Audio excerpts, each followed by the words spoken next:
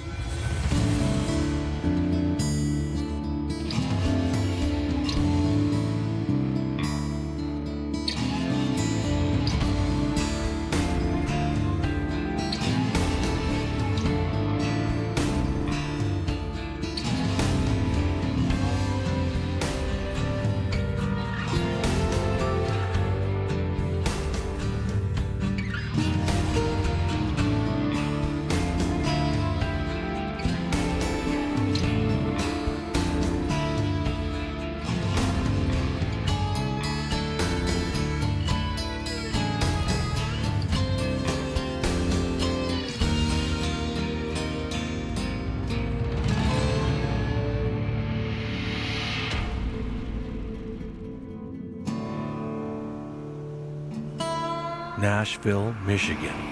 Population 1,684. A quiet town 2 hours west of Detroit, but one that feels like a lifetime away. Once the record holder for the world's longest ice cream sundae. A town where everyone knows each other, where residents keep their doors unlocked. A town where murders don't happen. 40 minutes east of Lansing, Michigan. 24-year-old Rodney Fancher, on leave from the Army, lives with his mother, Mary. Mother and son reside in the nicest home on Beulah Street, in one of Lansing's toughest neighborhoods. Rodney occupies his days job hunting, tending to his mother, and looking after the house. Yet it isn't all work and no play for Rodney as someone next door catches his eye.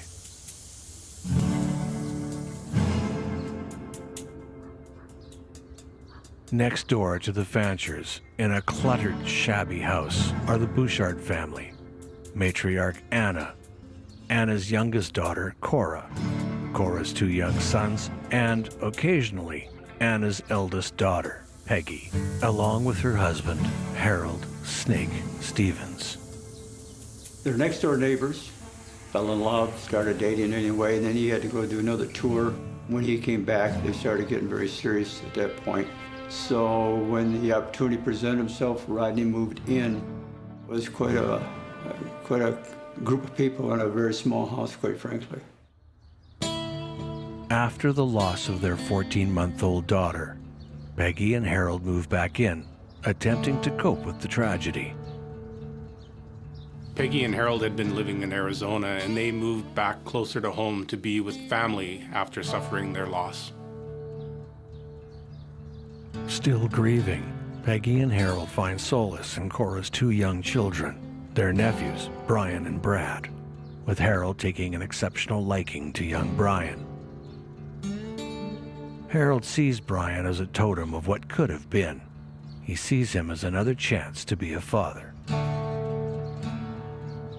Cora had a 6-year-old son and a 2-year-old son, I believe it was, at the time. So Rodney assumed the role as the father there because the father was not around.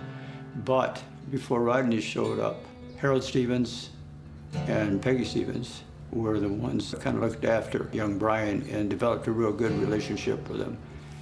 That's where the problem began.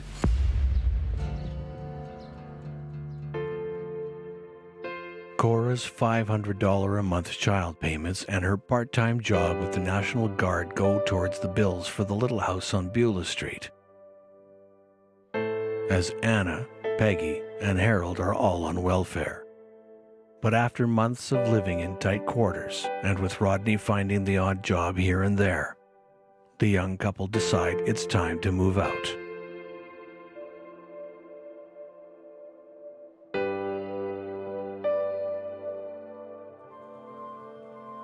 Rodney is always on the hunt for work. So when a call comes from a man named Rich Hoover, looking for someone to help him unload a truck, he jumps at the chance. Rodney asks Hoover where he found his name and phone number. Hoover tells him that it was posted on a work wanted bulletin board at a truck stop in the city. Rodney asks the Bouchards if they know anything about his name up at the truck stop. And Anna says she and Peggy put it there to help him out. Rodney's not thrilled with the actions of his in-laws, but is grateful for the chance to prove himself.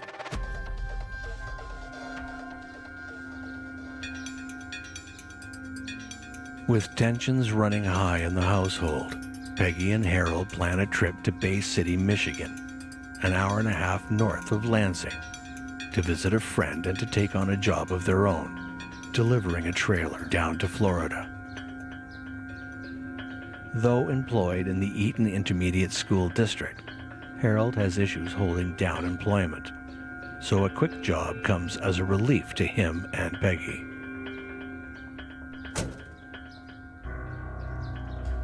On the night of October 3rd, 1985, Rodney leaves the Bouchard home in Lansing, says goodbye to his mother, and meets Hoover at a bar in Potterville, Michigan, 20 minutes outside the city. That's the last time anyone sees Rodney Fancher alive. Rodney pulls into the bar's quiet parking lot, spotting Hoover's truck under a burnt-out lamppost, tucked away from the other vehicles.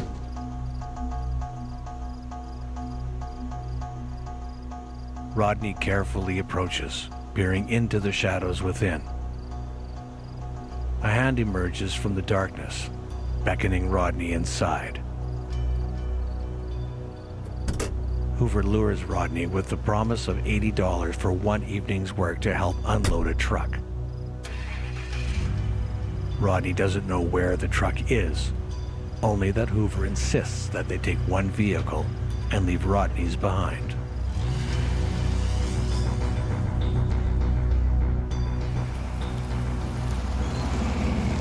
Rodney engages Hoover as they drive, discussing the job and wages. Rodney tells Hoover about his family, about Cora, Brian, and Brad. He tells the man how grateful he is for the work, and that he's been saving up to rent an apartment with his fiancée. A place that they can start fresh, a place to call their own. The two men drive on, finding themselves in Nashville, Michigan, as the evening descends. Rodney becomes uneasy and asks Hoover if they're approaching the truck. Hoover says nothing.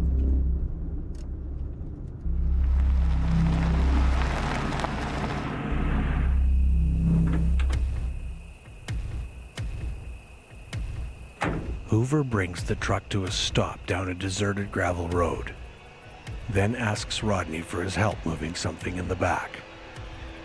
Rodney Fancher, the 24-year-old father of two, steps out into the night at the bequest of Rich Hoover, unaware of the fate that awaits him.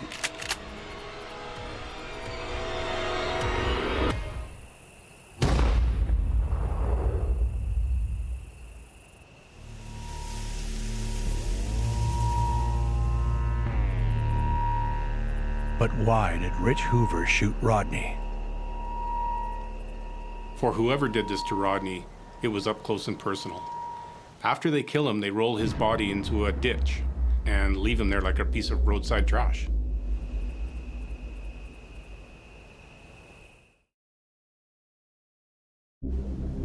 Nashville, Michigan, a quiet town of over 5.6 square kilometers, with a population of 1,500. Nashville is quintessential small-town America, from its rolling farmlands to its many back roads. But on the night of October 3rd, 1985, everything changes when Rodney Fancher is murdered in cold blood.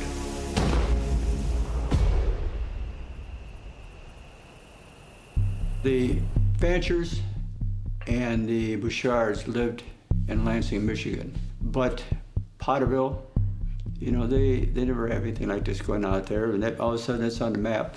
You know, this is where the abduction, if you will, took place. It probably wasn't an abduction at gunpoint, because actually what happened was Fancher got in a car voluntarily, expecting to go unload a truck, so they don't really have an abduction anyway, but the whole thing was put in the beginning was there in Potterville. So, you know, it's a small community. So that's like all of a sudden they're part of this action. And then you've got Nashville, like 25 miles down the road, where Fancher's body was found. So all of a sudden they're like, wow. People in the rural counties that we're speaking of, Berry County in this case, Michigan, and Eaton County, and it's impactful on them. That's big news. That's the discussion in the coffee shops and the bars and that type of thing. On the outskirts of Nashville, where miles separate the nearest neighbors, a local farmer notices something strange. He approaches the site, thinking he's uncovered an injured animal. Instead, he stumbles upon the discarded body of Rodney Fancher.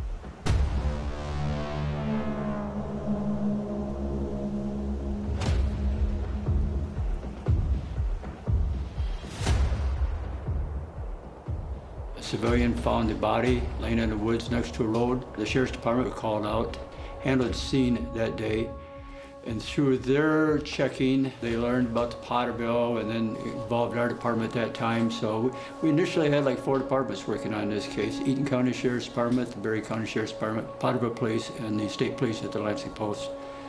I was not at the scene. I do know from the report, or from the memory, that he was murdered. The ME determined within 24 hours. The quiet town is now abuzz with the news of Fancher's murder. But the small police force is ill-prepared for a case like this. Still, investigators flock to the scene, quickly taking note of what appears to be the possible cause of death: a point-blank shotgun wound to Rodney's chest. Unfortunately, his body was already in an advanced state of decomposition within that short 24-hour time period. He was in a ditch with outside elements such as rain, wind, heat, and those factors of the environment will increase the process of a decomposition. And within a 24-hour period, you can get like a black, blue, bloated, and very discolored face and body that are actually unrecognizable. So the importance of using other terms like his identifier of his fly tattoo, that is very unique and on a specific part of his body that a loved one can view, will help in determining that it is a positive identification. Investigators also determine there are no signs of a struggle. Rodney's body doesn't appear to have any defensive wounds. Upon searching his remains, it's discovered that Rodney still has his keys and wallet in his possession. It becomes very clear quickly that this is not a robbery gone wrong. No, this is intentional.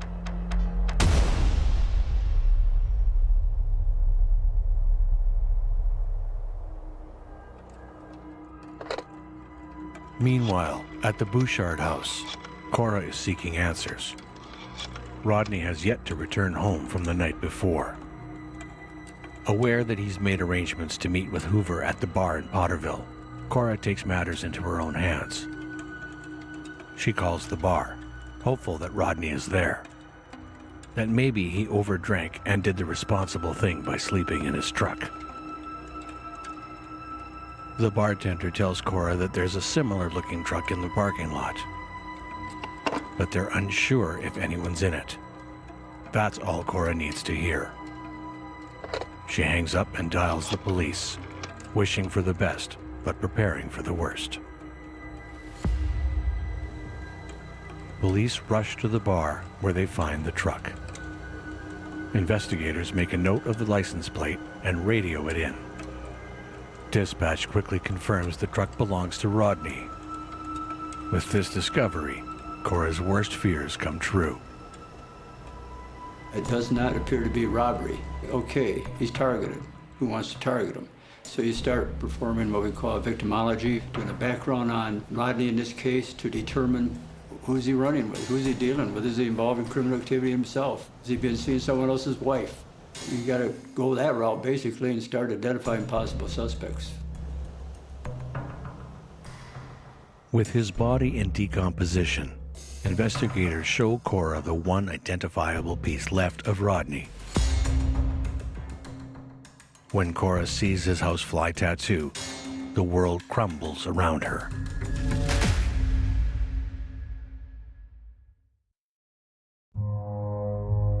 Investigators speak with Cora, who's still in shock from the murder of her fiancé.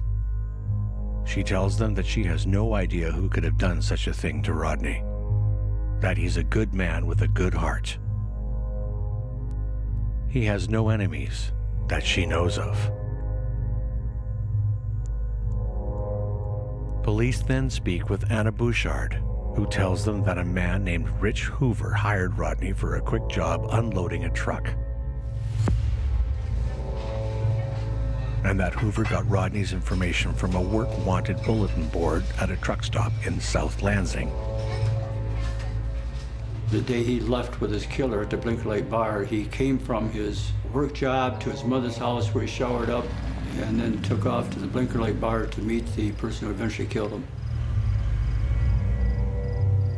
Cora confirms her mother's story, but tells investigators that Rodney isn't the one who placed his information there. Anna Bouchard and Peggy Stevens did.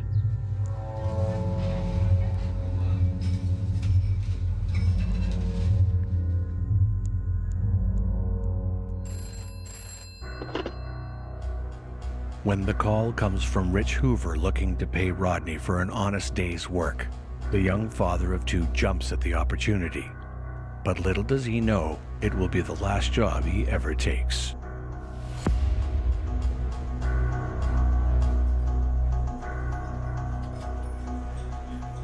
At that point, we have a name, Rich Hoover, the trucker supposedly used. So we're trying to run down some information on a Rich Hoover, checking at the truck stop with Rodney Fancher's picture, asking employees, asking truckers, asking mechanics, things like this. Anybody know Rich Hoover? Anybody seen this guy here?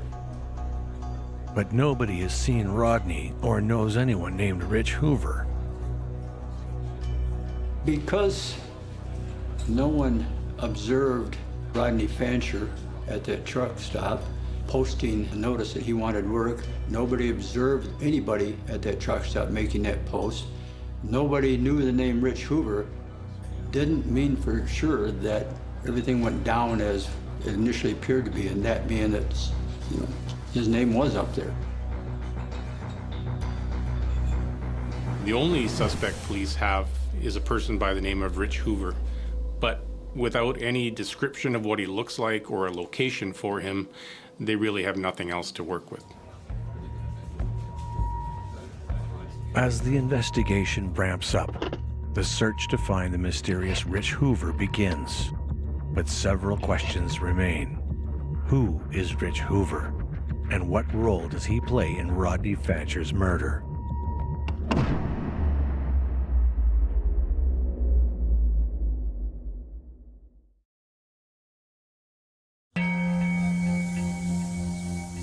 "24-year-old Rodney Fancher has been murdered, and police are on the hunt for a man named Rich Hoover, with whom Rodney had been traveling to a job site. A crime scene with a severe lack of evidence leads investigators from the Michigan State Police, Eaton and Barry County Sheriff's Departments, and the Potterville Police to join together to help bring a murderer to justice.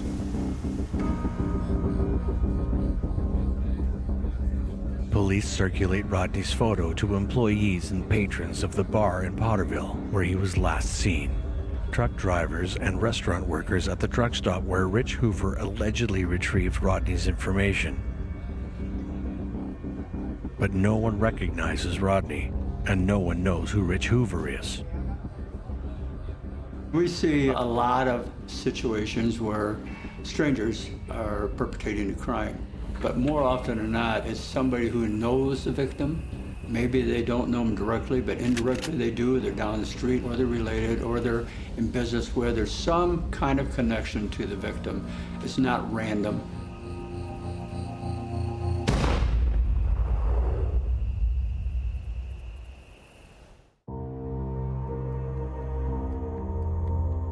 Rodney's mother, Mary, tells police that her son is a good man, that he's been trying to secure a stable life for him and his family.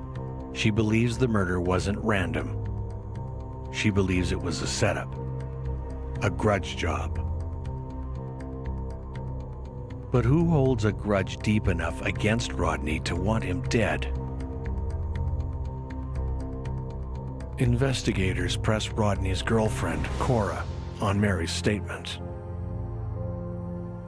Cora mentions that Rodney and her brother-in-law, Harold Stevens, did not get along, but doesn't believe he or anyone in her family is capable of committing murder.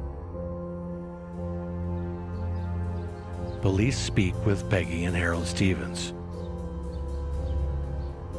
The couple went out of town the night of the murder, and their alibi is confirmed by their friend, James Oswald, whom they stayed with in Bay City, Michigan, before taking on a job delivering a trailer down to Florida. Sure, they have an alibi. They just happened to be out of town in the days leading up to the murder. The timing of this all seems just a little too convenient, given the history between Rodney and Harold. Police search for a break in the case. Days turn into weeks, weeks turn into months. With a lack of witnesses and evidence, the case turns cold. One of the most difficult things for an investigator at this point is the feeling that you're potentially letting the family of the victim down. They just want closure. A lot of times you're waiting on information that you want to get before you take the next step. You want to maybe conduct an interview with somebody, but really you want to get some information before you talk to them. You want to have all your ducks in line.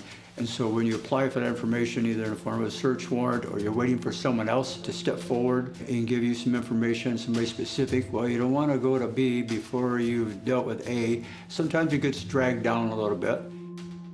In this case here, we had no information that is tied with any other homicides. It really looked like Rodney was targeted. And if you're being targeted, it's because generally somebody knows you. And I don't think we really figured at that time it was a hitman involved. You don't see that much. TV all the time, but you don't see that many times a hitman, or maybe in the drug culture, the drug world, you do. But not in Lansing, Michigan, or Charlotte and Nashville and all these places. Hitman, no, you don't do that. So you think mainly it's going to be somebody that knows him, but he's gotten involved in something else and he's ripped somebody else off or something like that.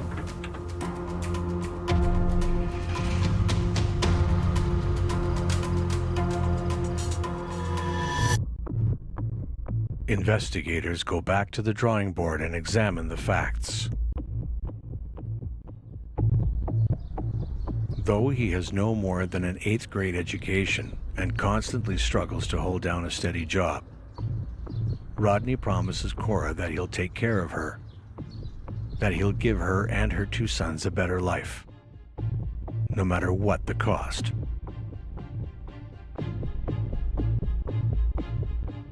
But Harold sees himself as a father figure to Brian and Brad, and decides there's no room in the boy's life for one more. Tensions are high in the small house, mainly between Rodney and Harold. Harold Stevens wants nothing more than to be a father to Cora's young sons, to have a chance at redemption, to be the father he believes he's destined to be. But when Rodney enters the picture, Harold's fantasy slowly begins to crack.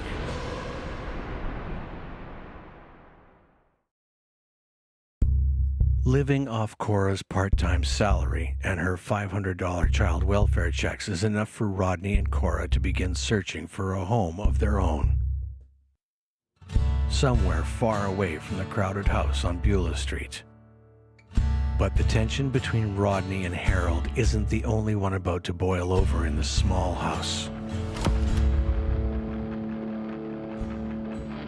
Anna learns that Cora and Rodney are planning on moving out, and Anna doesn't want her daughter going anywhere.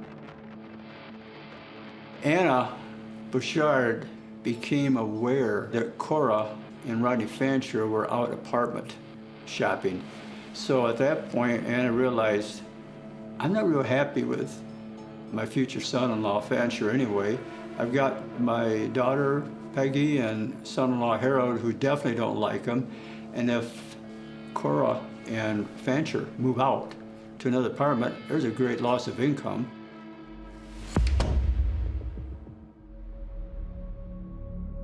Police question the Stevenses, who confirm the bad blood between Rodney and Harold, yet maintain their innocence.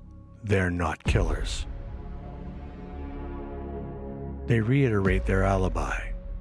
They visited a friend in Bay City the night of Rodney's murder. Then they traveled to Florida, taking on a job of delivering a trailer.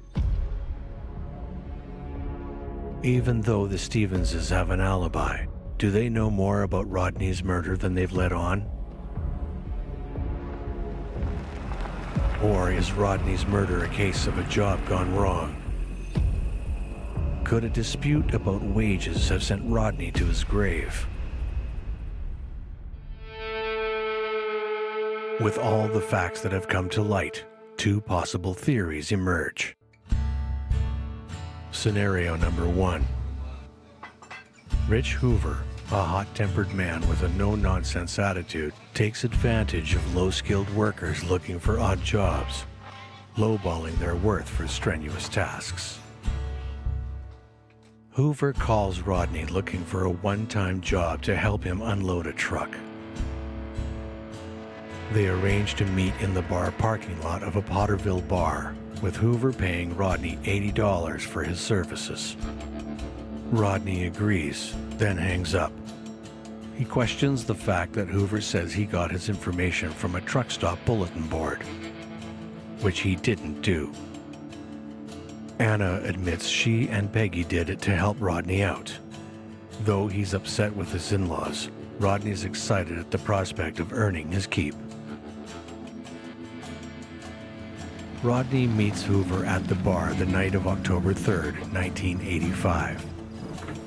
From there, the two men pile into Hoover's truck to head to the job site, leaving Rodney's vehicle behind.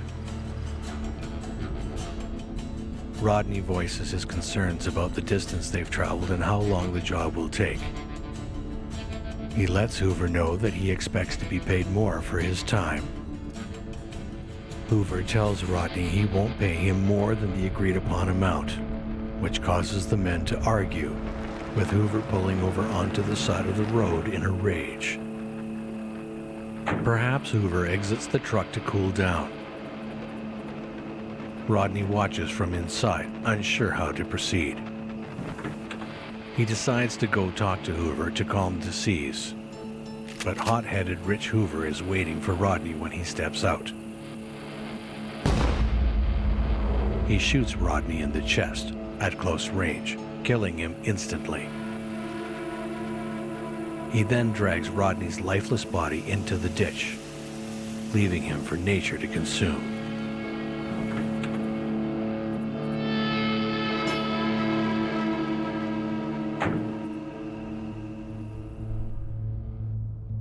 Or is it, in fact, the second possible scenario?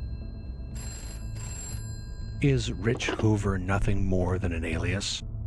A man invented to throw investigators off the scent of the true murderer? Peggy and Harold Stevens have an alibi for the night of Rodney's murder. But given the toxic relationship between them and the Stevens' desire to be like parents towards Cora's children, did Peggy and Harold hire someone to kill Rodney? Is it possible the Stevenses want Brian all to themselves, so they recruit a hitman to murder Rodney? Did they meet at a bar in Potterville and devise a plan? The hitman calls Rodney, pretending to be Rich Hoover, asking Rodney to help him with a job. The Stevenses know Rodney's situation. They count on him to accept the offer, and he does, sealing his fate. Well, Rodney and Cora seem to have their future mapped out for them. They plan to move out together and live as a family. Rodney meets with who he believes is Rich Hoover at the bar in Potterville. From there, the two men pile into the truck and head to the job site. As Rodney and the unidentified man drive, the man grabs a joint and begins to smoke, offering some to Rodney, who gladly accepts. Did the driver stop his truck on a deserted gravel road, telling Rodney he needs to grab more weed from the back? But there is no pot, only a sawed-off shotgun.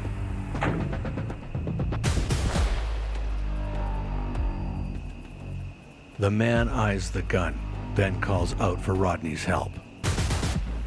And when Rodney exits the vehicle, he's greeted by his killer, pointing a sawed-off shotgun square at his chest.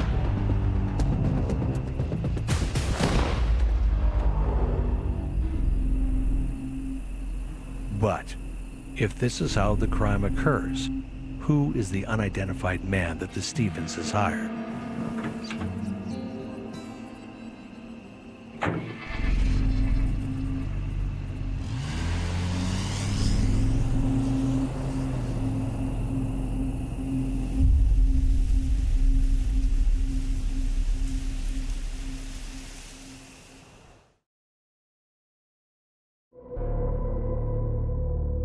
The 24-year-old stepfather of two, Rodney Fancher, has been murdered. But with limited evidence, no witnesses, and a suspect that can't be traced, the investigation is at a standstill. After months of searching and hundreds of unanswered questions, a surprising witness comes forth with some damning evidence, giving investigators the break they've been searching for.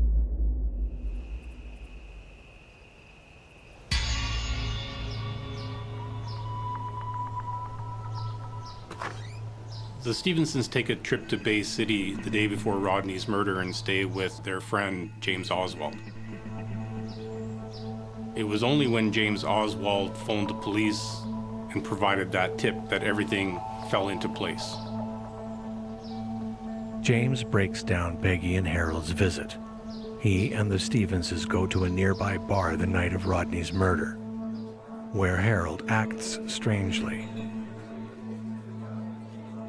Not soon after, Harold begins talking about an unnamed child abuser, one who's about to get picked up, bumped off, snuffed out.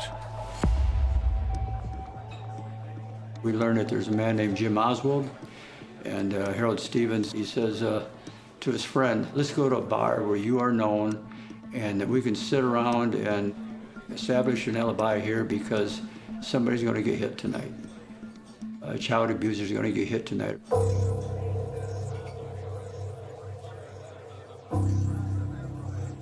Harold Stevens proposes a toast to the death of the abuser at exactly 8:30 p.m. on the night of the murder.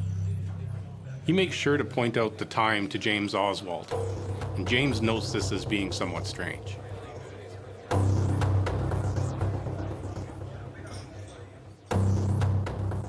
Cora denies that Rodney ever laid a finger on the children.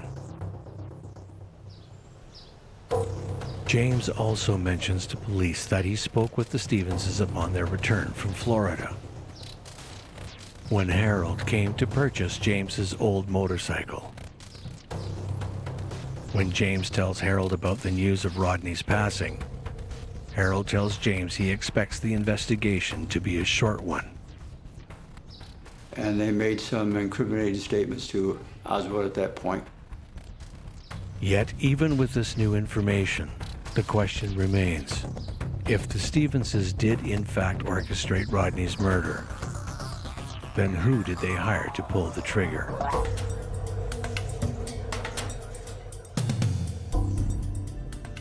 While searching for the trigger man, police catch a lucky break when they pull the phone records of the Bushards and find several calls from an unidentified number that match the time when the supposed Rich Hoover rang. After some digging, investigators discover that the phone number is that of Tony Hill, an old friend and current co-worker of none other than Harold Stevens.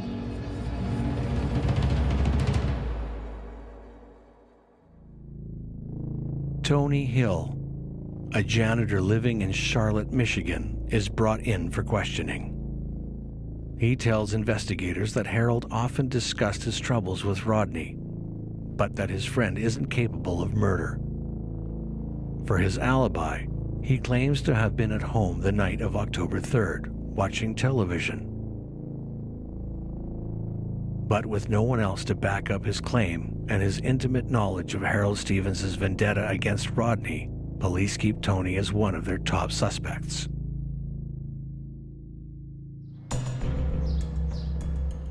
James Oswald then reveals that he sold his motorcycle to Harold, who then passed it on to Tony as a down payment for the murder.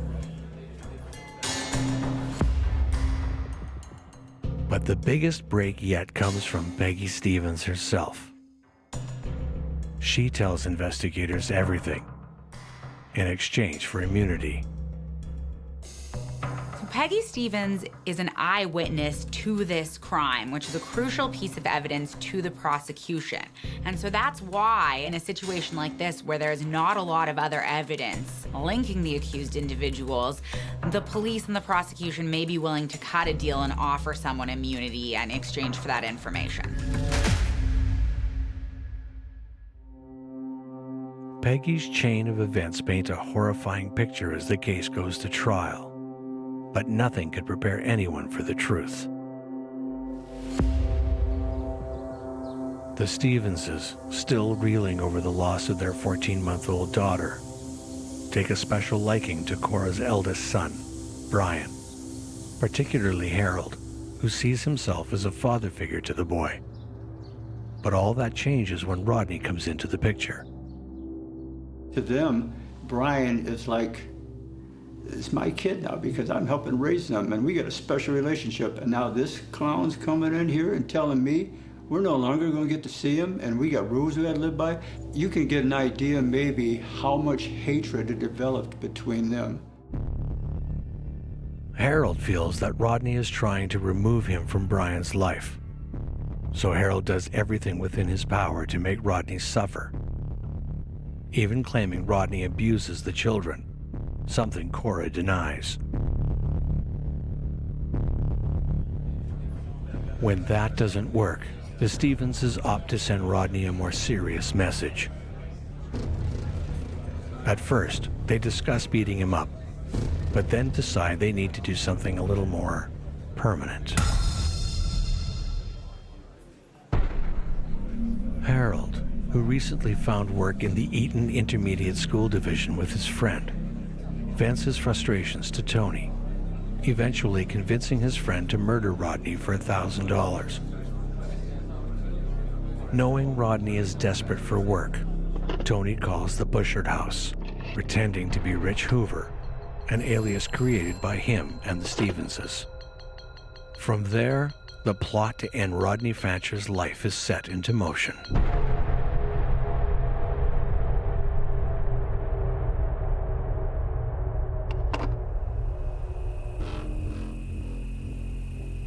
Tony allegedly purchases a shotgun, which is later retrieved by the investigators.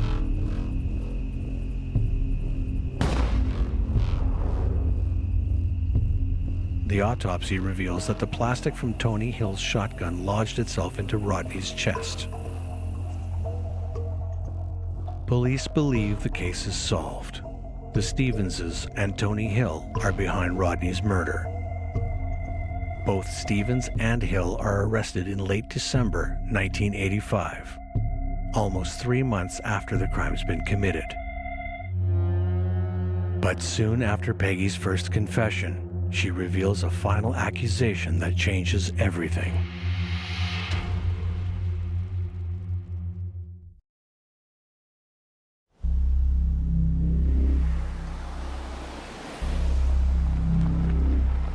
On a gravel road just outside of Nashville, Michigan, Tony Hill stops his truck, telling Rodney Fancher he needs to grab more weed from the back. While outside, Tony calls out for Rodney's help. But before Rodney realizes what's going on, he finds himself face to face with Tony Hill, a shotgun pointed square at his chest. Then, according to Peggy, Tony mutters the last words Rodney will ever hear.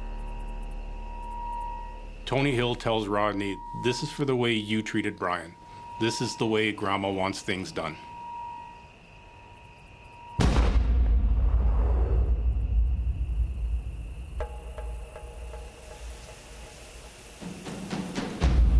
Tony Hill, Peggy Stevens, and Harold Stevens are merely just puppets on a string in an elaborate plot put into motion by none other than Cora's mother, Anna Bouchard.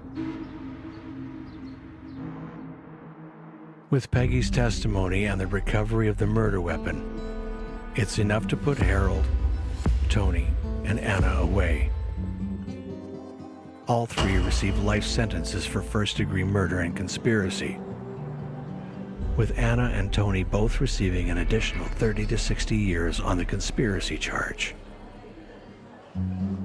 But there's still one more surprise in store. A mistrial during Anna's court appearance threatens the very fabric of the case. An appellate court concludes that the circuit court judge erred by not allowing prior testimony to be read back to the jury in Anna's case, and that this could have potentially affected her right to due process. So Anna's conviction is overturned, and she's granted a second trial at which he can again argue that the prosecution has not proven their case beyond a reasonable doubt. However, an unlikely witness takes the stand during Anna's retrial, her cellmate, Rhonda Howlett. Howlett tells the court that Anna confessed to everything during their stay in prison. She corroborates Peggy's version of the events down to a T.